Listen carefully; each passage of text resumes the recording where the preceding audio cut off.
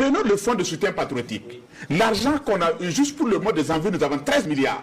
Pour ce mois de janvier, nous avons 13 milliards. Est-ce que vous pouvez imaginer que les Burkinabés en un mois étaient capables de cotiser 13 milliards? Ces 13 milliards-là, quelqu'un qui va rentrer là-bas enlever 10 millions ou 20 millions pour aller chercher une V8, il va quitter Ouaga. Parce que les gens ne vont pas cotiser leur argent et quelqu'un va prendre pour aller dépenser, faire du n'importe quoi. Mais quand c'était l'aide au développement, on dit que ce sont les États-Unis qui ont donné, c'est la Banque mondiale qui a donné, c'est FMI qui a donné. Les gens prennent l'argent, ils dilapident, les gens sont là assis, que c'est l'argent de l'État. L'État n'a pas d'argent. L'État, qui vous a dit que l'État a de l'argent? L'argent de l'État, c'est l'argent du contribuable, c'est l'argent du peuple. Quelqu'un ne peut pas prendre l'argent de l'État, aller faire ses folies, pour ne pas dire ses phobies, pendant qu'on a besoin de routes, ou bien on a besoin d'eau potable dans un quartier. Donc, grosso modo, merci à Donald Trump, merci à Macron. En fait, ce sont les messies de l'Afrique en réalité. Du fait qu'ils sont arrivés au bon moment, c'est bien pour l'Afrique. Nous allons nous responsabiliser, nous allons souffrir, nous allons traverser des difficultés, mais nous allons prendre notre destin à main. Mais je vous dis, madame, quand j'étais jeune enseignant, je suis allé dans une école de formation, où on nous a dit que l'école de formation était construite par les Pays-Bas. Et nous, on applaudissait. Mais comment vous pouvez mettre votre enfant au monde? Et c'est quelqu'un qui vous donne l'argent pour son éducation, et vous applaudissez. C'est un faux départ. L'éducation est un domaine régalien. Il appartient aux États de prendre en main leur système éducatif et non pas un système éducatif qui est financé par des pays extérieurs. Mais s'il ferait votre système éducatif, c'est pour enseigner les valeurs qu'ils voudraient et non pas les valeurs que votre pays voudrait. Donc, franchement, je crois que Trump est très généreux et il va nous permettre de nous responsabiliser, d'être autonome et de nous assumer. Et je pense qu'on va souffrir, mais les lendemains sont meilleurs. Il faut que les Africains souffrent pour prendre conscience. Tant qu'ils ne souffrent pas, non, c'est sérieux, je suis sérieux. Il faut livrer les Africains à la souffrance. Il faut les livrer à eux-mêmes pour qu'ils prennent conscience qu'à 60 ans, on n'a pas besoin d'aide pour être quelqu'un. Un homme de 60 ans qui attend de l'aide, mais excusez madame, c'est un vaurien.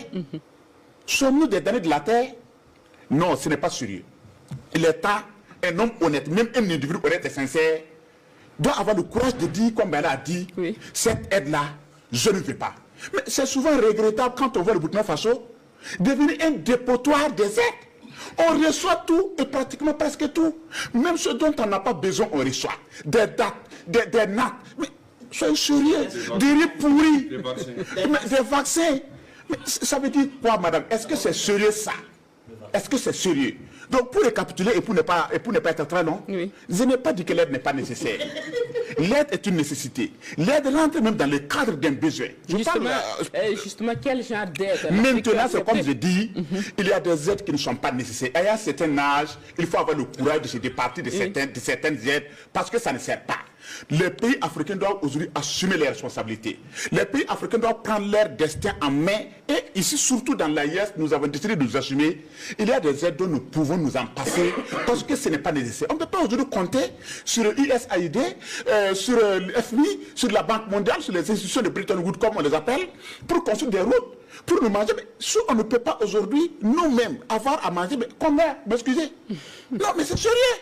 Si nous-mêmes aujourd'hui, nous ne pouvons pas cultiver pour manger, mais c'est sérieux. Mais vous savez, madame, la dernière fois quand nous avons parlé de l'aide dans un groupe, quelqu'un lui a dit que non, le 4 des États-Unis nous a permis quand même à l'école primaire de bien manger. Moi, j'ai dit, mais oui, mais le mal est parti de là. Moi, je suis le fils d'un cultivateur. Effectivement, quand j'étais à l'école primaire, on vient donner de la nourriture à des enfants de paysans, de cultivateurs. Comment vous comprenez cela?